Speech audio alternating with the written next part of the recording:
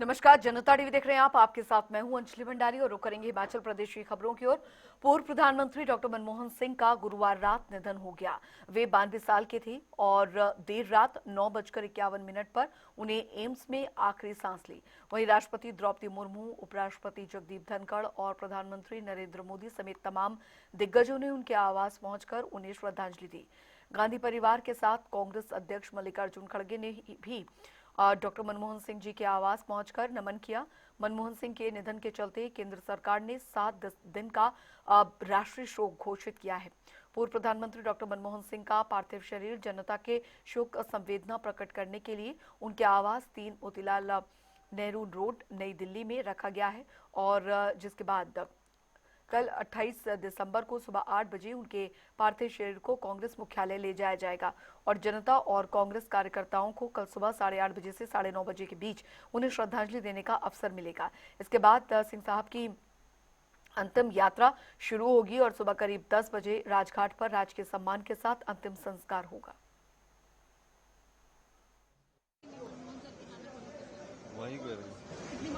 जब देश में आर्थिक संकट था, मनमोहन सिंह जी ने देश को आर्थिक संकट से उबारा। देश का सोना गिरवी रखा था, उसको वापस लाया और देश की गरिमा को दोबारा एक नई पहचान दी। देश के पूर्व प्रधानमंत्री डॉक्टर मनमोहन सिंह जी के निधन पर ये पूरा देश शोकाकुल है। मनमोहन सिंह जी प्रधानमंत्री के तौर पर 10 वर्ष तक रहे और एक साफ छवि के साथ उन्होंने अपना कार्यकाल पूरा किया। उनके जीवन से बहुत कुछ सीखने को है।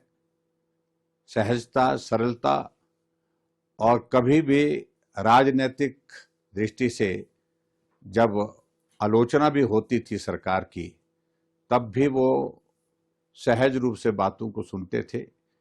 कभी भी उनकी प्रतिक्रिया, तीखी प्रतिक्रिया हमने लोकसभा के अंदर, राज्यसभा के अंदर नहीं देखी।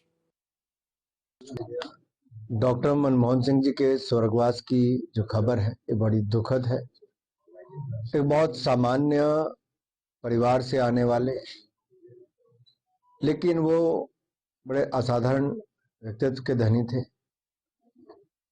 अर्थशास्त्री थे, आरबीआई के गवर्नर रहे, वित्त मंत्री रहे, रिफॉर्म्स लाने का काम आर्थिक जगत में किया और यही नहीं, देश के प्रधानमंत्री भी 10 वर्षों तक रहे।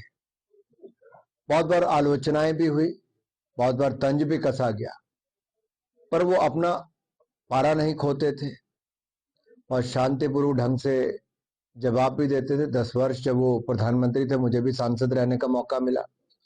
देखिए, हम सब के लिए, पूरे देश के लिए और पूरे विश्व के लिए एक बहुत बड़ी क्षति है, क्योंकि उनका जो रुतबा था वो राजनीति से हटकर था और जिस तरीके से he was a world renowned economist, अर्थशास्त्र की फील्ड में उनका जो एक अलग नाम था और जिस तरीके का उनका एक्सपीरियंस था, चाहे वो गवर्नर ऑफ रिजर्व बैंक रहते हुए उन्होंने जो योगदान देश की इकोनॉमी में दिया, जब वो देश के वित्त मंत्री थे और पीवी नरसिम्हा राव जी की सरकार में उन्होंने इकोनॉमिक लिबरलाइजेशन देश के अंदर लाई और आज जो देश बहुत जल्दी जो है तीसरी बड़ी अर्थव्यवस्था पूरे देश दुनिया के अंदर बना है, उसमें डॉक्टर मनमोहन सिंह जी का एक बहुत बड़ा योगदान है।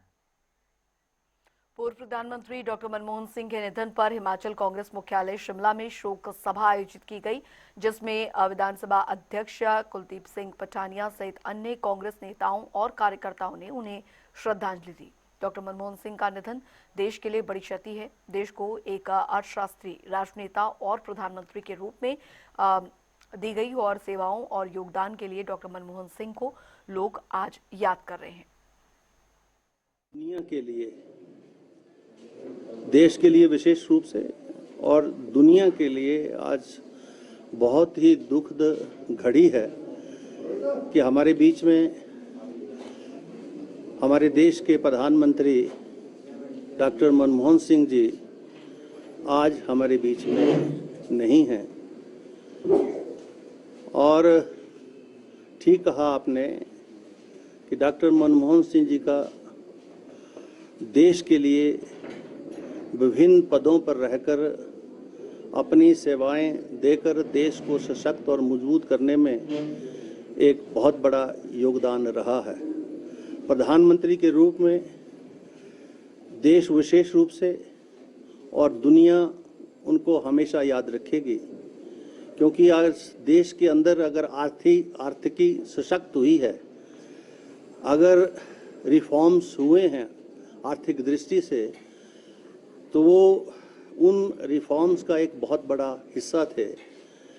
और देश और दुनिया में जब कभी जो है आर्थिक संकट आया तो दुनिया ने भी उनसे सलाह लेकर, अमेरिका जैसे देश ने सलाह लेकर अपने देश की जो आर्थिकी है उसको सुधारा है।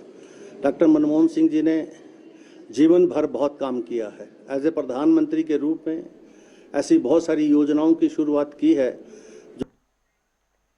वहीं उधर नगर निगम शिमला की ओर से भी शिमला विंटर कार्निवल के सभी कार्यक्रम 1 जनवरी तक स्थगित कर दिए गए हैं। मेयर सुरेंद्र चौहान ने बताया कि इस दौरान न तो किसी सांस्कृतिक संध्या का आयोजन होगा और न ही शहर में कोई जश्न मनाया जाएगा।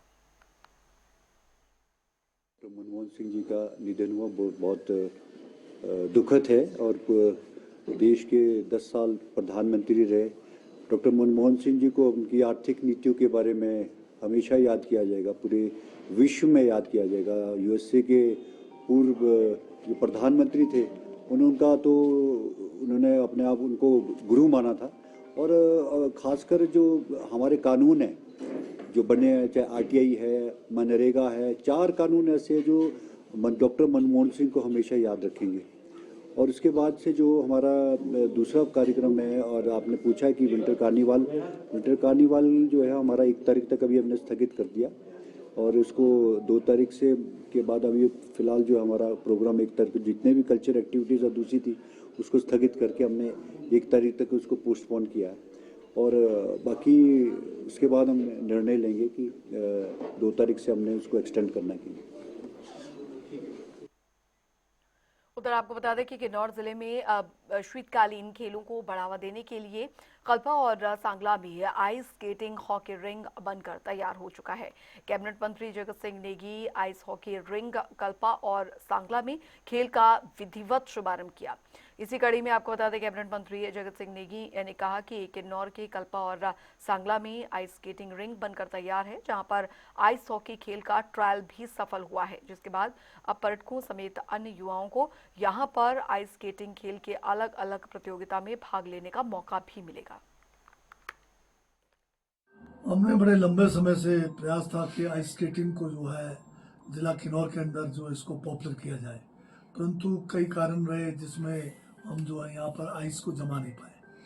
और बीच में हमारा स्पीति में बहुत अच्छा जो है आइस स्केटिंग का जो है खेलों को वहाँ शुरुआत की गई है और स्पीति के सारे वहाँ के जिन्होंने इसको शुरू किया और वहाँ के बच्चों को मैं बहुत बधाई इसलिए देता हूँ कि इन्होंने बहुत कम समय में नेशनल लेवल पर जो है स्पीति के लड़के लड़कियों ने अंडर 19 अंडर 14 में जो है ख्याति प्राप्त की है और ये जो है खेलो इंडिया में 3rd पोजीशन पर भी आए। आज किन्नौर में भी इस खेल को प्रचलित करने के लिए और बच्चों के अंदर एक जागरूकता पैदा करने के लिए हमने स्पीति की जो टीम जो खेलो इंडिया में 3rd पोजीशन पे आई उसको हमने यहाँ कल्पा में बुलाया है। आज कल्पा में इसकी शुरुआत की गई है और हमने काफ़ी स्कूलों के बच्चे भी कल्पा में बुलाए ताकि उनको भी इस खेल के प्रति जो है एक लगाव पैदा हो, क्योंकि आप जानते हैं कि यहाँ के वातावरण के हिसाब से यहाँ के बच्चों के स्टेमिना को देखते हुए, जैसे हमने कुछ साल पहले बॉक्सिंग का यहाँ पर खेल शुरू किया था तो उसके बहुत अच्छे नतीजे आए नेशनल लेवल तक, यहाँ तक कि कुछ खिलाड़ियों को इंटरनेशनल लेवल तक बॉक्सिंग में खेलने का मौका मिला है। तो अब इसकी उधर हिमाचल प्रदेश में मौसम ने करवट बदली है। शिमला जिले को अधिक ऊंची चोटियों पर हिमपात शुरू हो गया है और मौसम विज्ञान केंद्र शिमला ने 7 जिलों में भारी बर्फबारी का ऑरेंज अलर्ट देख रखा है। आपको बता दें कि इस सीजन में स्नोफॉल को लेकर पहली बार ऑरेंज अलर्ट दिया गया है। वहीं आईएमडी के अनुसार चंबा, कांगड़ा, किन्नौर, कुल्लू, लाहौल स्पीति, मंडी और शिमला जिले में कुछ एक स्थानों पर भारी बर्फबारी हो सकती है। अन्य जिलों में भारी बारिश का पूर्वानुमान है। पे हमने 27 और 28 तारीख 2 दिनों के लिए ऑरेंज अलर्ट जारी किया हुआ है, क्योंकि हिमाचल प्रदेश में कल लगभग दोपहर के बाद से अनेक स्थानों पे बर्फबारी और कुछ एक स्थानों पे बारिश जो है का दौर चालू होने वाला है। ये बर्फबारी और बारिश का दौर हिमाचल प्रदेश में 29 तारीख की सुबह तक चलेगा, जिसकी वजह से हमने ऑरेंज अलर्ट जारी किया हुआ है। साथ ही साथ हमारा राजधानी क्षेत्र शिमला और उसके आसपास के स्थान और हिमाचल प्रदेश में जितने भी हमारे टूरिस्ट डेस्टिनेशंस हैं, सभी जगह में हल्की बर्फबारी का दौर कल दोपहर के बाद से परसों 28 दिसंबर तक देखने को मिलेगा। साथ ही 27 और 28 तारीख को हिमाचल प्रदेश के अनेक स्थानों पर जो तापमान है, दिन के तापमान जो है वो 8 से 9 डिग्री सेंटीग्रेड तक गिरने की संभावना है। काफ़ी ज़्यादा ठंडा वेदर होने की पूरी संभावना बनी हुई है, जिसकी वजह से हमने 2 दिन के लिए ऑरेंज अलर्ट जारी किया हुआ है। इसका जो असर है हमारे हिमाचल प्रदेश में कल 27 तारीख की दोपहर को चालू होगा निचले मैदानी इलाकों में। इसका असर जो है मध्यवर्ती इलाकों में जो है शाम तक चालू हो जाएगा और इसका असर 29 तारीख की लगभग सुबह तक हमें देखने को। इस बार मैदानी क्षेत्रों में पूरी संभावना बनी हुई है कि हमें हल्के से मध्यम स्तर की बारिश मैदानी क्षेत्रों, निचले इलाकों में अनेक स्थानों पर देखने को मिलने वाली है, जो कि कल दोपहर से चालू होगी और 28 तारीख तक लगातार रुक रुक के चलती रहेगी। साथ ही मैदानी इलाकों की अगर हम बात करें तो 30 तारीख के बाद से वहाँ पे एक बार फिर से हमें घना कोहरा और शीत लहर का एक नया स्पेल वहाँ पे चालू होने वाला है। चलिए, हिमाचल प्रदेश की खबरों में अभी के लिए फिलहाल इतना ही। वक्त एक छोटे से ब्रेक का।